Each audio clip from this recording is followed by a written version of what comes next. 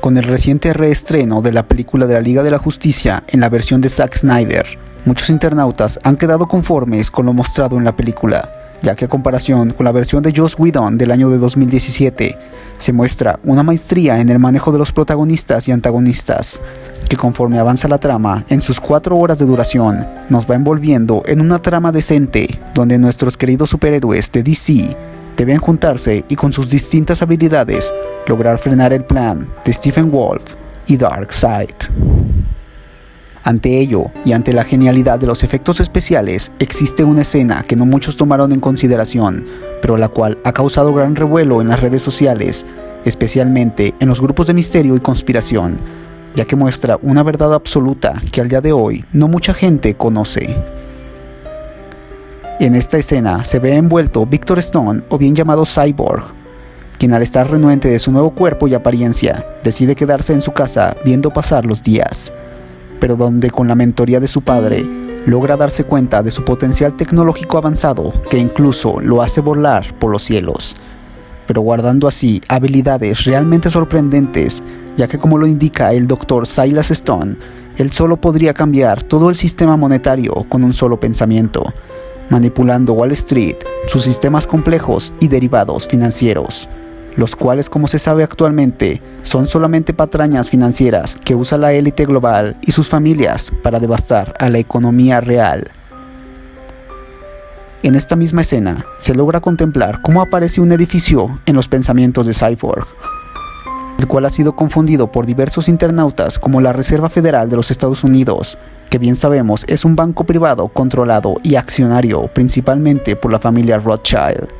Sin embargo, viendo su estructura fijamente, se contempla que no se trata de la Reserva Federal, sino más bien en el primer banco central que tuvo los Estados Unidos en el año de 1789, del cual se sabe según la historia fue creado por la mano oscura de los Rothschild para adentrarse en las finanzas del Nuevo Mundo, colocando como primer secretario de Tesoro a Alexander Hamilton, un masón de alto grado y uno de los padres fundadores, quienes se sabe al día de hoy, muchos formaban parte de las logias de Inglaterra. Es destacable mencionar que Thomas Jefferson, otro de los padres fundadores de Estados Unidos, se oponía a la creación del Banco Central propuesta por Alexander Hamilton, ya que según él, y citándolo, mencionaba lo siguiente: yo creo que las entidades financieras son más peligrosas para nuestras libertades que un ejército en armas.